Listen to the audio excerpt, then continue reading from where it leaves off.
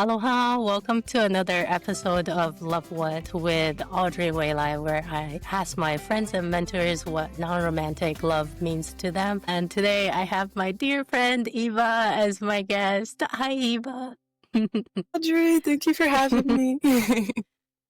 Welcome. Can you tell me a little bit about yourself? I can. Yeah, so I'm originally from a suburb outside of Buffalo, New York, but there till I was 18. And then at that point, I moved directly to the Netherlands. And that's where I did my bachelor in chemical engineering over there. So I was there for 3 years and then ended up back in the States, East Coast in Boston, doing biotech research there. And now I'm here in Hawaii. Okay, so many questions. Why Netherlands? And what is biochemical engineering? The Netherlands, my mom really pushed us to travel when we were younger because she used to do chemical sales. So she used to travel all around the world doing that type of thing. And when we were 16, she let us choose anywhere in the world to go for our birthdays. So I chose Greece. And that kind of got the travel bug started. But to the Netherlands, I didn't get into my top American schools. The one I did was like an hour and a half from home, quite expensive.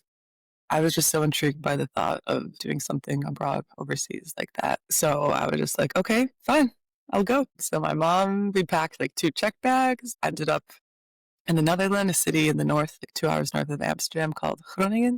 And there it was like 30% international people. So it was super amazing. It was just a melting pot. I think the average age was like 32 there. So it was just a really young, vibrant city and the best biking city in the Netherlands. So that was our bread and butter. Rain, snow, shine all the time. That's kind of the reason why I didn't want to end up on the American rat race or just trying to be like everyone else, I think, a little bit. I just didn't want to fall into that.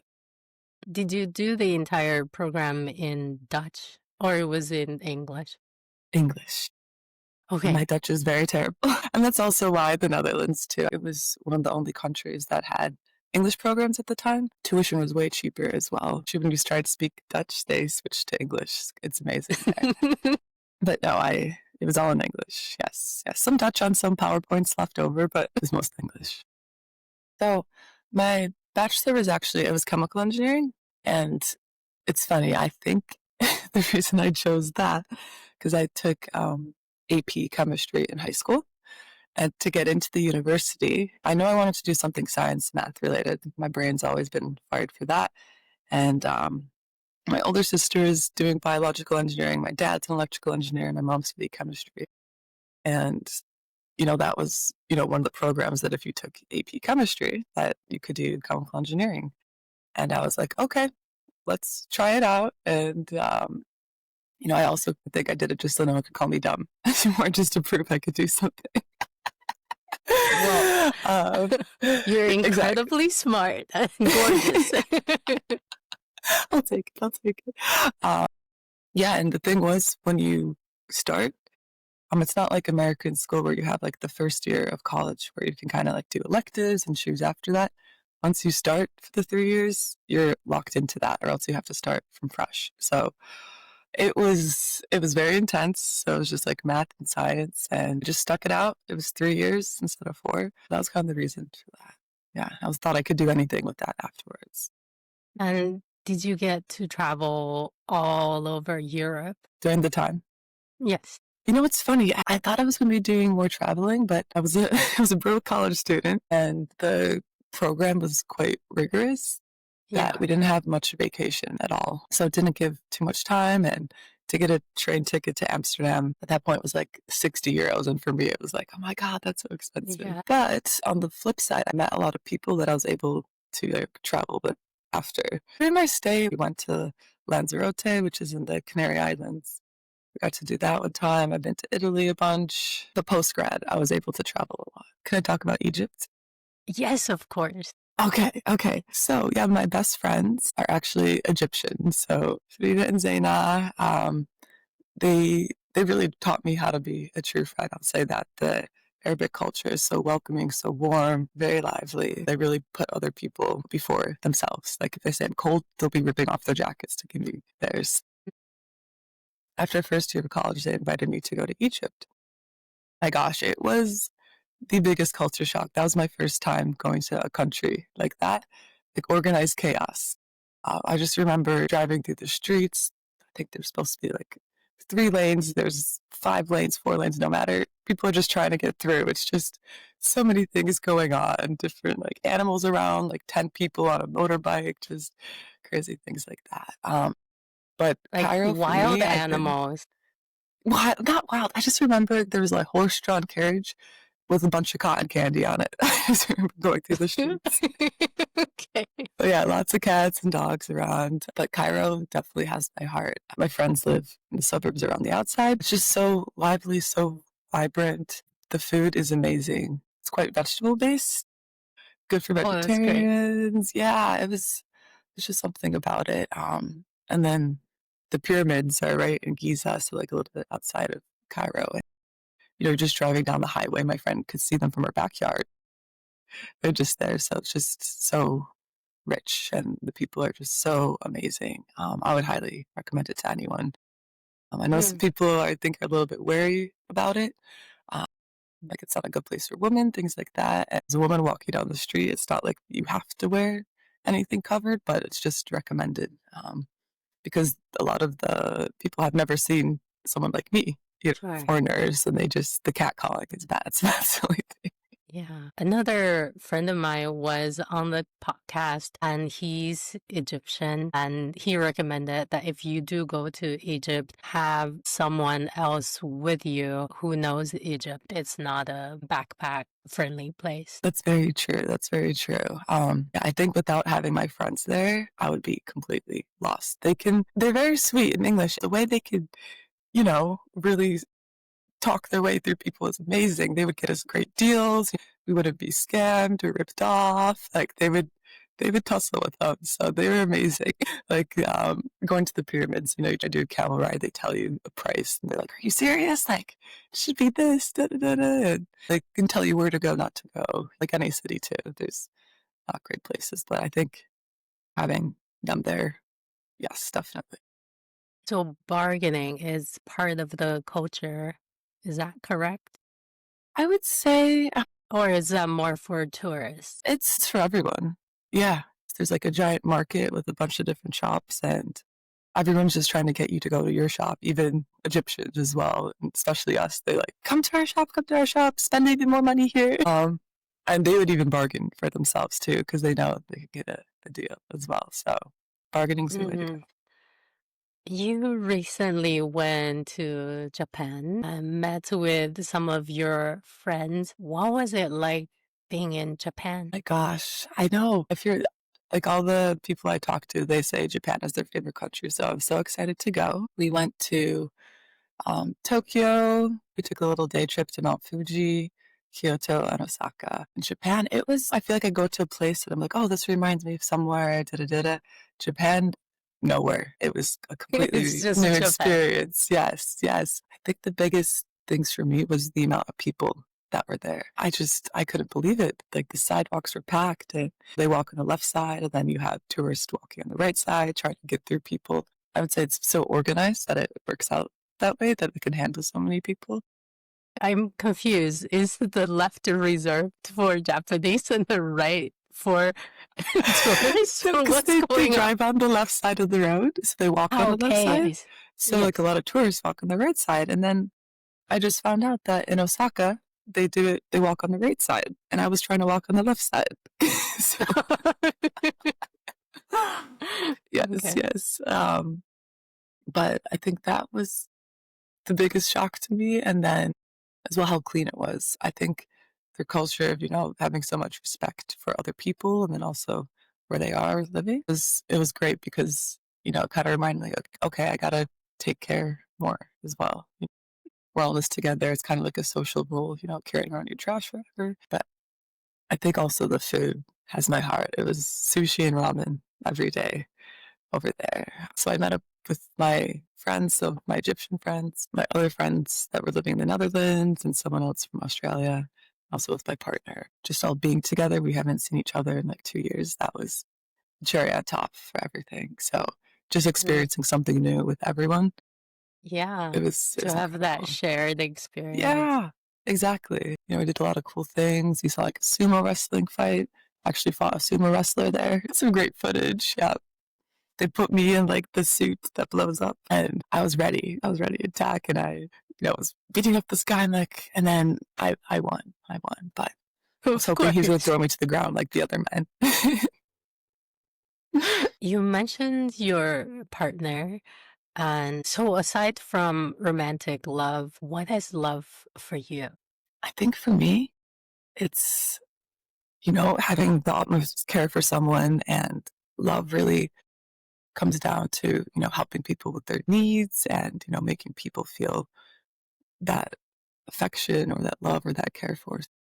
I think over the years, I realized that just people want to be seen, accepted, and loved. So wherever I go or whoever I talk to, I just want to make sure that they're very heard because I think for me, that's something that I haven't always felt. So I realized that other people need that a lot. And I just want to be that person for someone, feeling like they belong somewhere. Mm. Living in a bunch of different places, experienced a lot of things. Sometimes you don't find the connectionist to the city or the things around you, but you can make a home within people. So having that shared sense of community and affection for people, just being there, it's being there. Showing up when it's important, even if you don't feel like it sometimes. We cross paths sometimes, and occasionally we only have a couple minutes with each other. And I always felt that I was heard when we met. And so I really appreciate that. That makes me happy. Yeah, And same for you too. It's like you have such an aura about you where you just draw people in. At least for me, you're very grounding, and yes, not the creepy ones. stay away, stay away. Yeah. No, but you definitely you inspire me to be like that too. You have that. Thank you. I'm curious about your upcoming trip, which is Madagascar. Yes, yes. Leave in a couple weeks. So my sister, she used to do the Peace Corps. So she lived, I don't even know, but like 8 hours in the middle of nowhere from like the main capital. She lived in like a banana hut there. She was supposed to do like agricultural work there. So she was supposed to be there for 1 year. And then COVID happened. So Mm. she had to leave. But I think it was a blessing in disguise for her. It was just quite tough. I think a lot of situations she was in. She didn't have any internet. I think she read like 100 books in 1 year, very by herself, things like that. So it was kind of her golden ticket to come home. Yeah. But she knows the language, she loves the country. And we were supposed to go during COVID. And we bought all our tickets March 2020. And it was all canceled. So we're finally going back.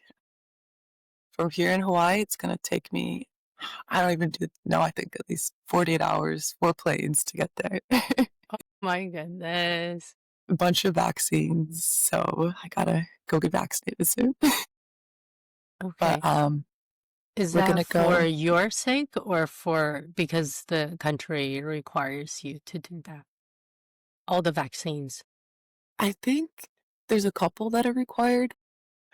There's some other ones that, it's just best case to get them.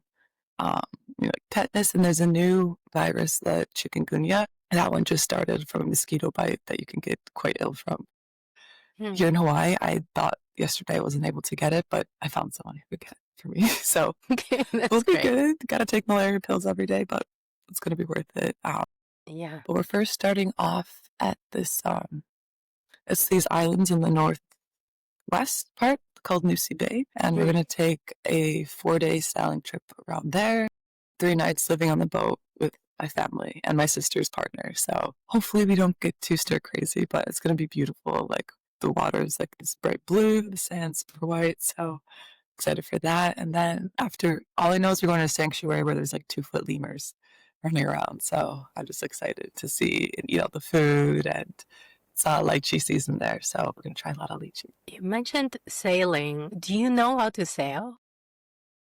Wish I don't Okay. know. I mean, growing up, we lived really close to Lake Erie. So my summers were spent actually in Canada, like a 45-minute drive away. And I remember doing a sailing camp for like 2 weeks, but Yeah. all that knowledge has left. But I wish that's such a great skill to have. I So think my who's parents could going do it. to sail with you? Your parents. Yeah, there's a captain. and a crew. Oh, okay. So I think we can help out if we want to. Yeah. Yeah, exactly. But it's funny, my parents actually met on a sailboat going through the British Virgin Islands. I think they know how to do it a little bit. But no, we're taken care of. It'll be good. We can sit back. What brought you to Hawaii and what's keeping you here? Does it have anything to do with the Aloha spirit or it's other types of love? Yeah, yeah, definitely all that. So my aunt used to live here. Like about 20 years ago, she lived here for like 10 years. She did it back in the day. She came with just a one-way ticket. I know my grandpa gave her $100. She had a bike here and she would, sleep on the beach, go around. She met a guy, fell in love, a local guy, and then he had some kids. And then eventually, I know they moved to Big Island and she raised the kids there. So she was here for quite a while. Eventually, moved back to Buffalo to be closer to us because I have two sisters. So she wanted to be close to her nieces and also her parents and my mom's brother. So her dream is for me to always come here, me and my sisters. So that was part of it. But before that, I was doing biotech research in Boston. So that was my first stop kind of after the Netherlands. And I think I just got a very big reverse culture shock. I miss the international community a lot and feeling that sense of community that they gave me. I feel like sometimes, we have a little bit of an individualistic mindset here. So I think it was just kind of hard for me to make friends that I felt that, sisterly love for, the Yes. true, that platonic love. And as well, the city is kind of whitewashed, a little gentrified for me a little bit. Maybe I just didn't go to the right areas, but overall, it was just very New England. Um, I was there for 2.5 years, and 3 months before I was going to actually move out, I had a pulmonary embolism from surgery. That's a life-threatening thing. One in three people, instantly, die from that. So I think from that That's so point scary. after, yeah, yeah, it was terrifying. In the moment, I didn't really understand. Because you said, "Oh, you have some blood clots in your lungs." I was like, "Okay." Like I was in a lot of pain. Mm. But I think after that, it kind of shifted a lot in me and also my parents. They saw that, and then as well, my uncle passed away recently from that. My aunt's husband randomly from a heart thing. So I think from that point, it was kind of the motto was life is fleeting, you know. Yes. And my mom has always pushed us to do, get a good degree, go to have a good job, things like that. I'm so grateful she made us do that because no one can take that away from me that I have this degree and I've done these things. But after that, talking to her and a lot of people, it's just like, do what you want. She's like, I don't care Mm. what you do as long as you're happy. So I think I really looked at it and went like, okay, what's going to make me happy? So when I left Boston, I had plans to like travel around, to like Indonesia, Vietnam, Egypt for a bit, Australia, and then I came home. My aunt gave me and my sister an opportunity to go to Hawaii. So my little sister, she just graduated college, so she went with me. We're supposed to be here for 3 months. 2 weeks in, I met my current partner. So, Yay. yes, the three of us were just, going around the island. He was showing us a lot of things. And at that time, I was looking for jobs. I was trying to move to the Netherlands. My friends were still there. And I was just, I was like, okay, this could be the right thing. And then, after being here for a little bit, you could say maybe I moved for love. I think it was a reason to stay. Old me, I would never move for a person. No, I always put myself first, but it was kind of a combination like, okay, I could see myself happy. I haven't felt the happiest I've been in a very long time. I think the aloha really got me and the way of living and just being able to go to the beach every day. Growing up in somewhere cold and rainy 7 months of the year. The Netherlands, more rain. Boston, cold rain, some snow. So I think I was just really ready. I've always said, I want to live right vacation. I want to live right vacation. That kind of just worked out here. How is it living here as a Caucasian person? Yes, It's a little more challenging on the Big Island or Mokuokiawe. I Really? wonder what about in Oahu?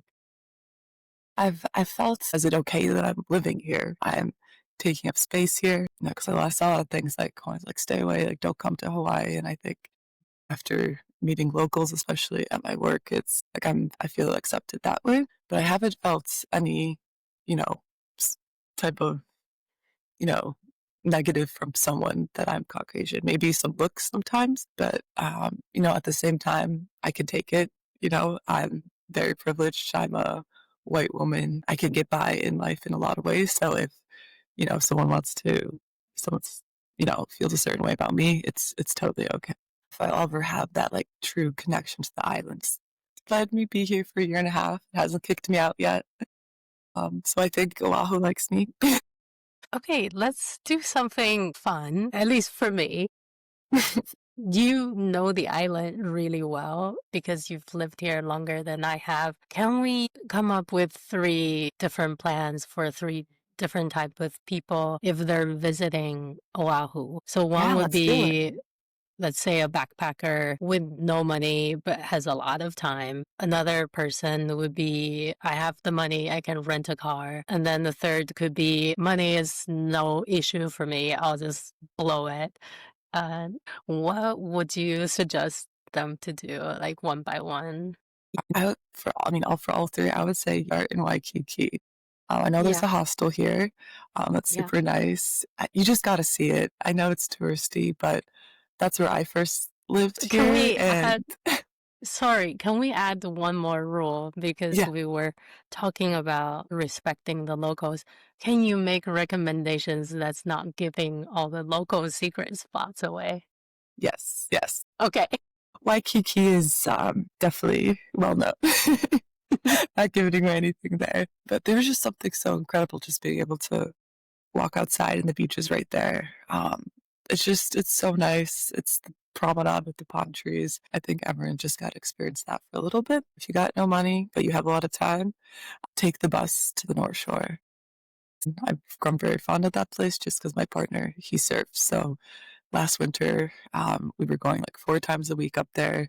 It's more natural up there, smaller houses. The sand is amazing. The water just feels different up there. Beautiful sunsets. Everyone's just chill, just surfing all the time. So if you can make it up there, I know there's also another hostel up there. And just spend some time being with nature. There's so many things to do up there, so many different beautiful beaches. Waimea is great. There's a rock you can jump off of in the summer. And it's not too big up there. So I would definitely recommend going up to the North Shore, spending some time there. Now, if you are traveling and you have a car, um, I would definitely say, you have to drive around the east side that way. Um, if you go around Diamond Head area, hit all the beaches on the east side. My favorite is Makapu'u Beach. That's like in the cliffs and the mountains. And if it's a full moon, you can go there to watch the moonrise. I've done that a couple times. I'm always too late for the sunrise, so catch the moonrise. And yeah, those beaches are beautiful, like Waimanalo, of course, Lanikai, everyone knows that one, and Kailua. The water's this like electric blue color, the sand is white powdered, so it's super nice. And then sometimes we even drive up that side, through the Ko'olau mountain range. So it's definitely takes some time going up there. And then of course, the North Shore. If you have a lot of money, doesn't matter. I would say, there's the Ritz-Carlton on the North Shore. That's the only hotel up there.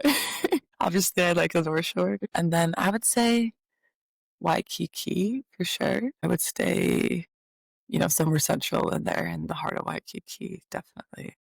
I know a lot of people like the west side out there, Ko'olina. I know there's the Disney Hotel out there. I cannot afford that place, but I walk through. It's very beautiful. If your drive is more like, I just want to be on a beach, there's not a lot of people around, you don't feel like doing much, definitely hang out over there.